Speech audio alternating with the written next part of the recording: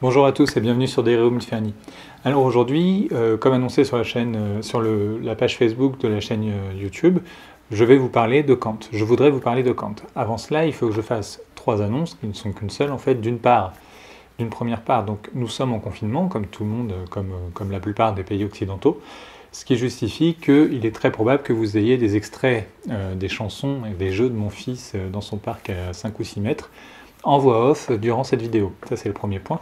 Le deuxième point, nous allons introduire par le biais d'interventions en voix off, encore une fois, de mon épouse, Camille, que ceux qui me connaissent très bien, sur des points très techniques, c'est-à-dire par exemple David Hume, un peu Leibniz, dans la mesure où, et c'est la troisième annonce, dans la mesure où nous avons prévu d'organiser un nouveau cycle, enfin différents nouveaux cycles à l'intérieur de la chaîne Dereum Inferni, à laquelle elle prendra pleinement part, puisqu'elle sera à l'écran, sur du b.a.-ba de philosophie, sur des auteurs précis qu'elle va cibler, sur un plan beaucoup plus technique que je ne le fais, à la fois plus technique, plus pédagogique, et plus nécessaire, c'est-à-dire qu'elle va aller sur les fondamentaux. Moi, quand je parle d'un auteur, je parle de l'auteur vis-à-vis de l'usage que j'en ai.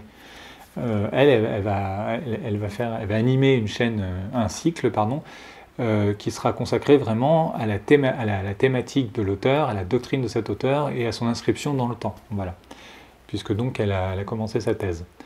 Voilà, donc ceci étant posé, je souhaite vous parler aujourd'hui de Kant. Alors je vais vous parler de Kant comme je vais vous présenter Kant en fait, puisque la totalité du cycle 7 que je commence aujourd'hui avec vous va s'intéresser à la question de Kant, qui est absolument fondamentale pour plein de raisons. D'abord, dans l'histoire de la philosophie, on peut estimer qu'il a fondé une certaine forme de modernité dans la pensée. Donc déjà, ça c'est un premier point tout à fait indiscutable, enfin du moins, c'est toujours discutable, mais du moins relativement difficile à contester. Mais justement, c'est la façon dont il a abordé cette modernité qui m'intéresse, à savoir ces 3 critiques et le fondement de la métaphysique des mœurs, donc dans l'autre sens, le fondement de la métaphysique des mœurs, puis les 3 critiques qui ont vraiment opéré, ou du moins qui ont tenté d'opérer ce qu'il appelle, ou de transposer dans la philosophie, ce qu'il appelle la révolution copernicienne, c'est-à-dire une inversion de l'objet et du sujet. Peut-il y avoir un esprit sans objet, c'est-à-dire sans monde, sans monde réel? Et s'il y a un monde réel, qu'est-ce que ce monde réel? Est-ce que ce monde réel est une chose en soi, c'est-à-dire c'est la question de l'ontologie, la question des choses, de l'en-soi des choses, ou est-ce que le monde est un support de projection de l'esprit? Et là, c'est la question de l'épistémologie, c'est-à-dire, enfin, c'est une question épistémique, c'est-à-dire est-ce que le monde finalement n'est qu'un espace de connaissance? Est-ce que l'espace n'est que l'espace, pardon, de l'expérience de l'esprit? Donc cette question passionnante, et qui paraît un peu grossière, est en fait se ramifier tout au long de 3 traditions, enfin de 2 traditions, enfin 3 en fait, du vivant de Kant, le post-kantisme, alors on va dire le post-kantisme direct et le post-kantisme suivant, et le néo-kantisme. Donc voilà ce que va traverser ce cycle. C'est la question de l'idéalisme allemand, hein, dont Schopenhauer va dire beaucoup de mal. Donc on va avoir trois grandes périodes. On va avoir la période Kant direct, Kant et lecteur direct, Kant et lecteur indirect, donc c'est le post-kantisme. Et puis les néo-kantiens qui sont fondés doublement donc, au deuxième tiers du XIXe siècle, donc en 1860, pardon, l'école de Baden et l'école de Marbourg. Il faut savoir que l'école de Marbourg, qui est fondée par Hermann Cohen, m'intéresse énormément pour mes propres travaux, puisque Hermann Cohen est le maître de Ernst Cassirer, qui s'inscrit à la fois donc, dans l'Institut Marbourg, j'ai anticipé sur ce que je vais dire, dans l'Institut Marbourg et dans la bibliothèque de Adi Warburg, qui est un penseur, qui est un historien. Cet historien réunit des ouvrages qui cherchent à repenser la Renaissance, non plus comme une Renaissance, mais comme quelque chose, comme une actualisation de la vitalité des anciens modèles. Donc Adi Warburg a donné son nom à un institut, l'Institut Warburg. Cet Institut Warburg va déménager, avec le nazisme bien sûr, va déménager à Londres enfin d'abord en Suède, je crois, ou en Norvège, ensuite à Londres, et puis ensuite en Amérique, et notamment à Montréal. C'est passionnant, donc, et Cassirer va s'inspirer, va être vraiment détenteur de cette double legacy. Ces œuvres de Kant que je nomme se déploient selon une perspective qui s'inscrit directement dans la légitimité de ce choix que je fais de présenter Kant non pas en tant que Kant, mais en tant qu'il appartient, enfin en tant que Kant directement, mais en tant qu'il appartient à une tradition, puisque la tradition de ce que j'appelle un tout petit peu après, là je vais vous le présenter, le post-kantisme direct, répond et réagit à Kant, qui va justifier ceci. Donc il y a la critique de la raison pure, qui paraît d'abord en 1781, mais qui reparaît en 1787 au travers d'une deuxième édition, dont notamment Kant a refait la préface en utilisant ce qui lui a été répondu, puisque, donc je rappelle, 1780, puis deuxième édition en 1787, et il vient ensuite, qui est absolument fondamental, mais toute l'œuvre de Kant est fondamentale, le fondement de la métaphysique des mœurs, donc les fondements de la métaphysique des mœurs, pardon, en 1785. Et c'est à ça que vont répondre pas mal des penseurs contemporains, donc notamment au travers d'une recension qui a beaucoup déplu à Kant, qui va justifier que Kant réagisse dans une deuxième édition de la critique de la raison pure. Le fondement de la métaphysique des mœurs va donner des arguments fondamentaux, donc des fondements fondamentaux pour catégoriser ou pour organiser les différentes caractéristiques du sujet. Donc voilà. Et ensuite viennent la critique de la raison pratique, 1788, donc la raison pratique c'est l'agir moral, et la critique de la faculté de juger en 1790, donc critique de la raison pratique en 1788, critique de la faculté de juger en 1790. La faculté de juger, il existe un livre merveilleux de Alain Séguy-Duclos sur l'esthétique de Kant, aux éditions Ellipse, qui parle du caractère un peu négligé pour l'exégèse kantienne, c'est-à-dire pour les gens qui ont travaillé et qui ont lu Kant et qui ont essayé de le réutiliser, enfin qui se le sont appropriés. La faculté de juger donc fonde la dimension esthétique, c'est-à-dire le rapport au sensible, donc le jugement sensible, le jugement du beau, la faculté de juger le beau. Donc pour Alain Séguy-Duclos, la troisième critique est peut-être la plus importante. Pour beaucoup de gens, la plus importante. Donc, en tout cas, du point de vue de cette révolution copernicienne qui est très chère à Kant, la plus importante, c'est peut-être la critique de la raison pure, qui vient avec la métaphysique, qui travaille avec la métaphysique des mœurs. Donc, je vais vous les redonner très simplement. Critique de la raison pure, première édition 1781, puis deuxième édition 1787. Fondement de la métaphysique des mœurs 1785, critique de la raison pratique 1788, critique de la faculté de juger 1790. Ceci étant, moi ce qui m'intéresse aujourd'hui, c'est de vous présenter un peu l'auteur. Donc c'est un philosophe allemand du XVIIIe siècle, qui va mourir au début du XIXe, qui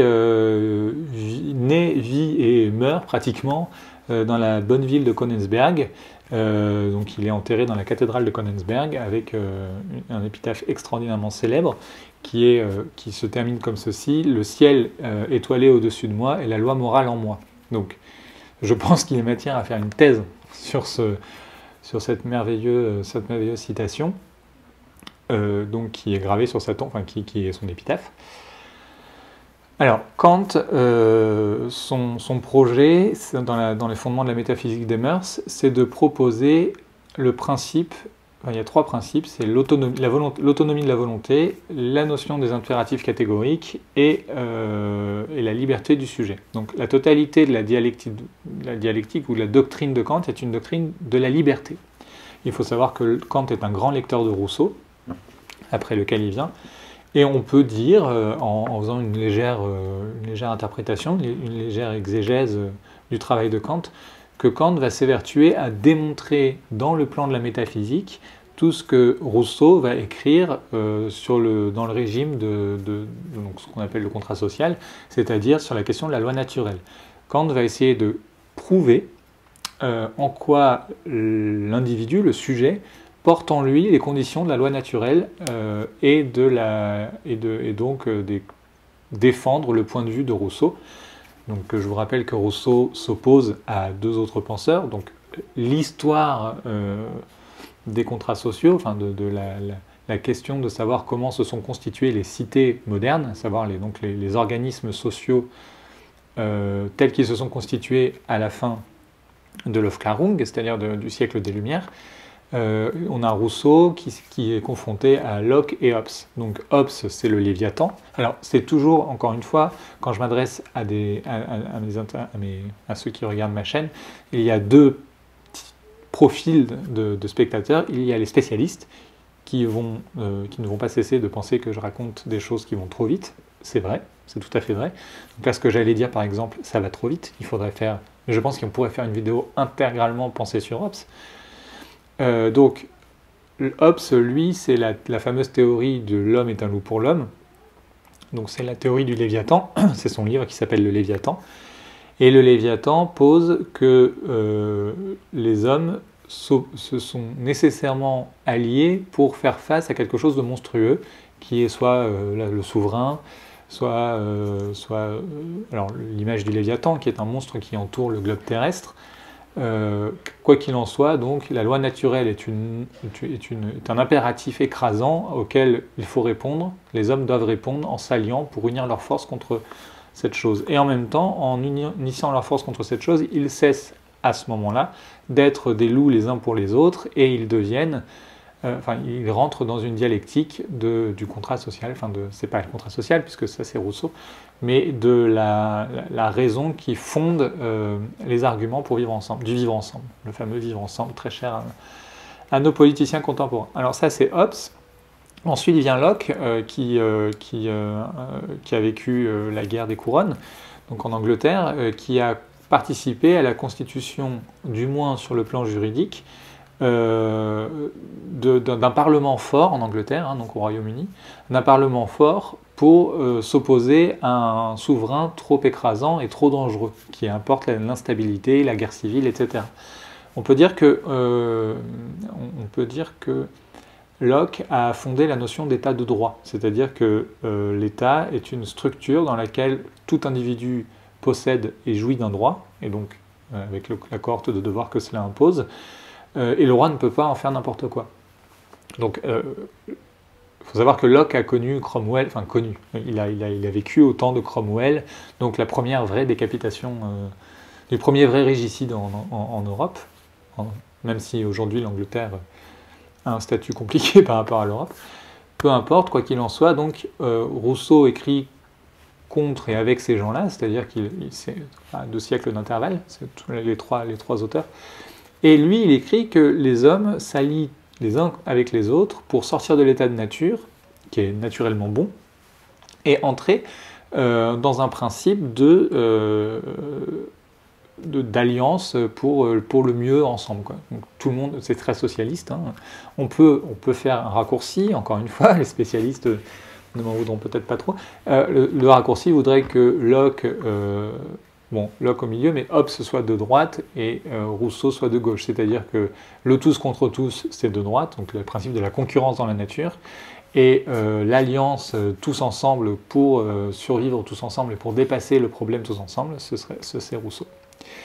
Donc, ce qui est intéressant, c'est que Kant prend cette allégeance-là, celle de Rousseau, Rousseau, bien sûr, mais Kant va vivre la Révolution française. Alors, il la vit en Allemagne. On peut dire qu'il va vivre les invasions napoléoniennes.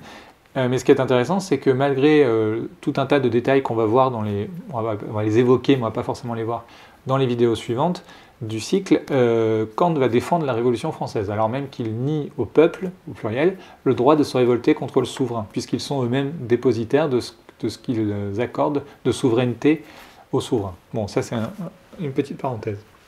À ce titre, donc, Rousseau constitue un apport et une influence majeure sur la pensée de Kant en tant qu'il il produit une théorie du rapport des hommes entre eux. Donc, tout à l'heure, je disais la cité moderne, mais en fait, c'est toute cité, hein, puisque justement, Hobbes, Locke et Rousseau cherchent à expliquer comment la constitution de la cité a été rendue possible. Par modernité, j'entendais que la modernité a utilisé ces trois auteurs-là pour débattre, en fait. Il y en a d'autres, hein, bien sûr, entre les deux, mais moi je retiens ces trois qui sont des points saillants. Donc Rousseau a constitué un apport important dans l'œuvre de Kant, puisqu'il a servi vraiment d'argument selon lequel il était possible d'avoir une doctrine de la liberté comme motif, comme leitmotiv des rapports entre les hommes. Donc ce qui est important du point de vue du lien entre Rousseau et Kant, c'est que toute la théorie de Kant est une théorie, donc comme je disais tout à l'heure, est une doctrine de la liberté, c'est-à-dire que les contraintes internes au sujet sont pour Kant les conditions de sa liberté. Pour ce faire, il faut que je vous donne les trois impératifs catégoriques qui sont dans les fondements de la métaphysique des mœurs, donc parus en 1785, et qui sont repris dans les autres ouvrages d'éthique de l'auteur. Donc l'éthique, c'est la question de la morale, et qui va être repris énormément par beaucoup des penseurs qui nous intéressent. Donc moi je retiens trois impératifs catégoriques, il y a trois impératifs catégoriques. Le premier, qui c'est très intéressant, c'est « agis uniquement d'après la maxime qui fait que tu puisses vouloir en même temps qu'elle devienne une loi universelle ». Agis uniquement d'après la maxime qui fait que tu puisses vouloir en même temps qu'elle devienne une loi universelle. Autrement dit, agis de façon à ce que tout ce que tu fasses puisse être érigé comme principe universel de la loi naturelle. C'est-à-dire qu'elle intègre, que ce que tu fais doit intégrer. Donc toute personne agissante doit agir de sorte que son agir puisse être généralisé par tout le monde, universalisé, et dès lors devenir une règle universelle. Ça, c'est le premier impératif catégorique. Le deuxième, c'est très important, le deuxième est très important du point de vue éthique, c'est-à-dire du point de vue des relations entre les hommes,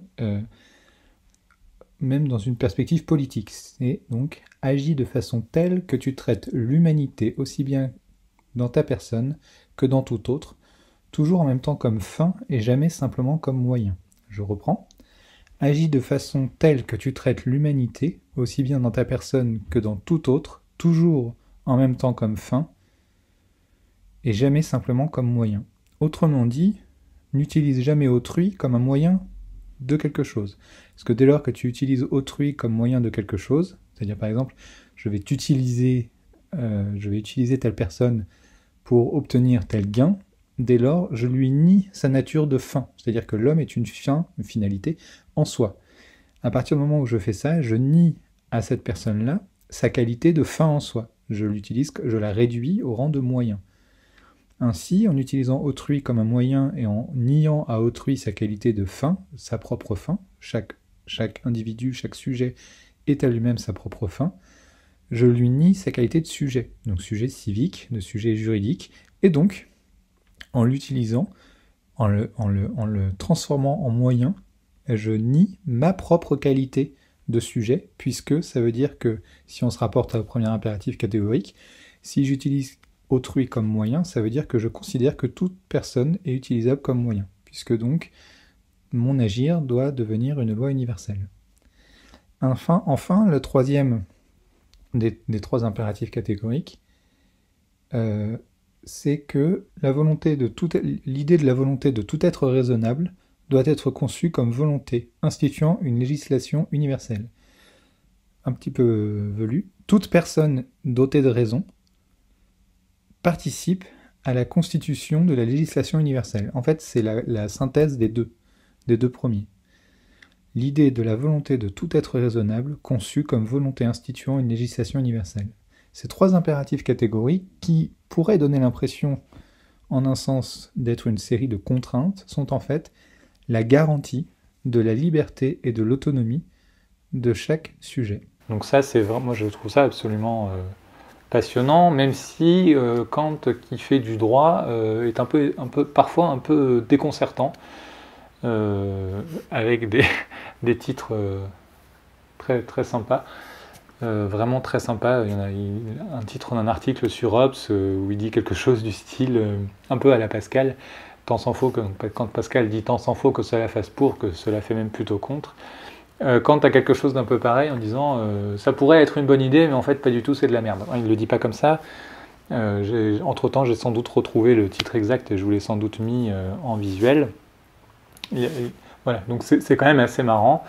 Donc ça permet à Kant de se positionner sur le principe de la liberté, tant et si bien d'ailleurs que Kant va penser un modèle donc vers la paix perpétuelle, c'est dans un de ses ouvrages, où il va affirmer que si les sujets sont tout à fait homogènes vis-à-vis de leur nature et de l'autonomie de leur liberté, il en va, par anthropomorphisme, il en va des sociétés qui nécessairement ne peuvent plus s'affronter en fait, puisqu'elles sont autonomes et que selon les trois impératifs catégoriques, elles ne peuvent pas utiliser autrui en violant l'autonomie d'autrui. Enfin, après, ça, c'est les impératifs catégoriques. Pour Rousseau, voilà pourquoi c'est intéressant.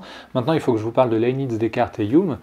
Alors, je vais commencer par le plus ancien, Descartes, puisque Descartes a ceci d'intéressant qu'il a fondé un des problèmes essentiels pour Kant, à savoir la question du sujet. Le sujet, dans le système de Descartes, donc dans le système cartésien, est fondé par et garantit la qualité du sujet, l'autonomie du sujet, le cogito ergo sum, je pense, donc je suis, c'est-à-dire je, l'entité du moi, si vous voulez, moi pense, donc comme moi pense, c'est que moi est, EST, d'accord ? Le post-kantisme du contemporain de Kant va très vite établir que pas de moi sans toi. Pas de pronom personnel moi sans pronom personnel toi. C'est-à-dire que, donc, je reviens à Descartes, pour Descartes, l'activité du penser, ER, de l'activité du penser, l'activité de la pensée, mais du fait de penser, s'exerce sur le monde et dès lors fait être le sujet qui pense. Donc le sujet est le produit de sa pensée. C'est important parce que ça veut dire que la pensée vient pas... il n'y a pas une pensée, donc un sujet. C'est l'activité de la pensée qui fait que le sujet est en tant qu'il est d'activité. C'est du Aristote, hein. C'est un autre débat. Donc en fait, Descartes installe ce système dans une croix en Dieu, bien sûr. Donc Dieu garantit l'homogénéité du sujet, l'autonomie et l'homogénéité du sujet vis-à-vis du libre arbitre, notamment. Et dès lors, Dieu permet de ne pas se forcer à prouver quoi que ce soit, puisque dès lors que Dieu existe, dès lors que Dieu agit comme une garantie du sujet, il n'y a pas besoin de comprendre comment se constitue le sujet. Ça, c'est quelque chose que, quand je vais chercher à évacuer très vite, il en parle dans une lettre à Marcus Hertz. Il dit que c'est un biais, c'est un cercle vicieux, et qui est peut-être louable dans l'intention, mais qui produit ce qu'il appelle des pieuses chimères, c'est-à-dire que ce sont des choses qui partent d'une bonne intention, mais qui finalement ne permettent pas de prouver quoi que ce soit, et qui encouragent les deus ex machina, c'est-à-dire que Dieu étant dans la machine, donc Dieu deus ex machina, c'est une formule latine, on en parle au théâtre, on en parle au cinéma, dans les romans. Donc quand l'homogénéité d'un système narratif ou démonstratif s'effondre, on a la tentation de faire appel à une espèce de magie, un deus ex machina, qui fait que Dieu sort de la machine, Dieu vient de la machine et résout le problème. Quand le héros s'en prend vraiment plein la tronche, pouf, tout à coup, par une espèce de retournement de situation un peu improbable, mais qui a un sens, mais qui paraît vraiment...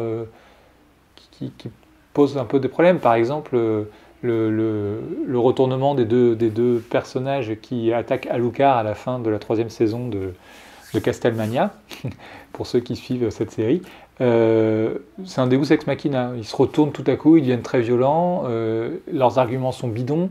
Pour autant, ils justifient que Alucard, donc le fils de Dracula, change complètement d'optique par rapport à celle qu'il avait d'abord et devienne violent. Voilà, c'est un deus ex machina narratif. Ça dissout un peu la valeur narrative du reste. C'est-à-dire que les structures psychologiques sont atténuées, la crédibilité de la narration prend un peu une claque. Donc l'homogénéité s'effondre sur elle-même et ne repose plus que sur ce point d'appui qui est l'autorité, donc un argument d'autorité, qui décide de produire ça. C'est-à-dire qu'on ne comprend pas bien l'enchaînement logique. C'est moins rationnel qu'émotionnel. C'est important, cette espèce de digression un peu par Castelmania est importante, puisqu'en fait c'est bien ça que Kant va chercher à éviter, c'est qu'on ne puisse pas vider le système au nom du repos sur un petit point un peu injustifiable. Voilà. Donc Kant va chercher vraiment à fonder l'autonomie, sa doctrine de la liberté, donc dans la démonstration de Rousseau, contre Descartes, et va permettre vraiment de déplacer la question du sujet, non plus vis-à-vis de Dieu, mais vis-à-vis de l'objet, donc le sujet en tant qu'il est autonome et qu'il manipule des objets. David Hume, c'est un anglais, est aussi extrêmement important puisqu'il va être ce qu'on appelle un sensualiste. Donc c'est pas un auteur de littérature érotique, c'est-à-dire qu'il n'est ni empiriste ni idéaliste. Alors, empiriste et idéaliste. L'idéaliste pense que l'esprit prévaut sur toute chose et qu'il n'y a que l'esprit. Je le fais très court. Hein. Donc que l'esprit est tout. Voilà. L'esprit, votre capacité de penser, donc là on est chez Matrix, et en fait non, puisque Matrix il y a deux mondes, il y a deux, peut-être trois mondes, l'esprit est tout. L'empiriste, la chose est tout, et l'esprit n'est qu'une interprétation, est une interprétation de la chose. Donc pour les idéalistes, l'esprit est tout. Pour les réalistes, l'empirisme, l'expérience du contingent, est nécessaire à l'activité de l'esprit. Donc on a deux pôles, hein, on a les réalistes et les idéalistes. Je ne crois pas qu'il y ait un auteur qui soit tout à fait à l'un ou tout à fait à l'autre, c'est un dosage. Et donc David Hume se positionne peut-être exactement au milieu de ce dosage, en tant qu'il considère que l'esprit est tout dès lors qu'il peut faire l'expérience des sens. Voilà, donc c'est pour ça qu'on dit que c'est un sensualiste. C'est quelque chose de très important, David Hume, il va postuler des éléments fondamentaux pour la pensée de Kant, et notamment pour la pensée des post-kantiens directs, qui vont attaquer et défendre en même temps la position de Kant vis-à-vis du rapport à la chose en soi, donc vis-à-vis du rapport de cet équilibre entre réalisme et idéalisme. Ils vont défendre ce qu'on appelle l'idéalisme transcendantal et l'affirmer en même temps en le définissant avec donc Jacobi notamment, qui d'ailleurs écrit un ouvrage dans lequel il parle explicitement de Hume, dans le titre de l'ouvrage, Hume et la croyance. On va puiser dans les travaux de Hume pour permettre de comprendre l'économie en fait de cette relation chose et objet et sujet, chose, monde et sujet. Ce qui est intéressant, c'est que la totalité de la perspective du transcendantal se positionne finalement par rapport au problème de la chose en soi, mais va permettre de balayer, déblayer la totalité de l'horizon du rapport de la connaissance, du rapport de l'esprit. Est-ce qu'il y a substance, est-ce qu'il y a connaissance? Donc David Hume est fondamental au sens où il sert vraiment de repère et puis de matériel à tout ce qui vient après Kant, juste après Kant, pour défendre Kant. Voilà. Leibniz est très intéressant aussi, puisque donc vous connaissez sans doute Leibniz par Voltaire, qui a écrit Candide. Et Candide fait une parodie de la Théodicée de Leibniz, en disant que tout va bien dans le meilleur des mondes, et Candide en prend incessamment plein la tronche, mais c'est pas grave, tout va bien dans le meilleur des mondes. Donc son argument, c'est que le monde va pas si bien. En fait, maintenant, on revient un peu dans le sérieux des philosophes. Voltaire était un philosophe, mais des gens qui sont pas. Enfin, c'est très polémique et un peu gratuit. C'est très drôle, c'est un très bon livre, mais c'est pas très sérieux du point de vue philosophique. L'intérêt, par contre, c'est que Leibniz, quand il pose la Théodicée, il suppose que Dieu, en tant qu'il est éternellement, infiniment bon et puissant, ne peut pas avoir pensé le mal, sauf si le mal est un moindre mal ou une activité nécessaire à l'économie du meilleur des mondes. Voilà. Donc finalement c'est assez simple. Le diable, je prends le figure du diable bien sûr, mais le mal n'est sur le monde que pour générer du bien. Le mal justifie la nécessité, le triomphe du bien. Après, on peut interpréter de tout un tas d'aspects selon telle ou telle partie de la Bible. Je pourrais le faire, puisque pour le coup, c'est vraiment quelque chose que j'ai eu à faire dans ma thèse. Mais là, c'est vraiment pas l'enjeu. L'idée, c'est que donc Leibniz va produire la Théodicée, mais pas seulement. Donc, il va produire la Théodicée qui qui pose le rapport entre les hommes et le monde, mais il va aussi produire quelque chose de beaucoup plus intéressant en mathématiques. Il va produire 3 principes. Moi, je vais m'intéresser à seulement 2. C'est notamment donc, le principe de continuité, j'y viens, et le principe de non-contradiction. Donc le principe de non-contradiction, je commence par lui, c'est les principes. Un concept ne peut pas être contradictoire intrinsèquement. Par exemple, un rond carré, ça n'est pas possible, ça ne fonctionne pas. Donc c'est invalidé, écarté de tout raisonnement. Le principe de continuité, c'est quelque chose qui va inspirer à Kant, ou du moins qui va fonctionner chez Kant sous le régime des 2 intuitions sensibles fondamentales qui sont l'espace et le temps. Donc là, c'est là qu'on voit le génie, la révolution ou le tsunami ou la révolution copernicienne de Kant, c'est que l'espace et le temps ne sont pas des choses en soi pour Kant, elles sont des conditions, des conditions comme, si vous voulez, comme la peau est la condition de la peau, la muscle, la chair, mes doigts, les conditions de ma main et de mon avant-bras. L'espace et le temps sont les conditions ou les caractères formels, comme ma main est le caractère formel de ma capacité préhensive, d'accord? Je peux attraper les choses parce que j'ai une main, c'est la condition formelle de ma préhension, c'est ma main. Là, c'est pareil. La condition formelle de la conscience, c'est la double condition, c'est l'espace, principe de continuité, et le temps, principe de succession. Et dès lors, nous verrons que nous avons pu, sinon présenter un horizon détaillé de ce que Kant apporte au monde de l'esprit, à la philosophie, nous aurons pu voir ensemble que Kant est vraiment un auteur majeur en ce qu'il a redistribué les cartes qui ne cessent encore aujourd'hui d'être battues, parfois dans une direction un peu étonnante, souvent dans une direction absolument passionnante. Voilà.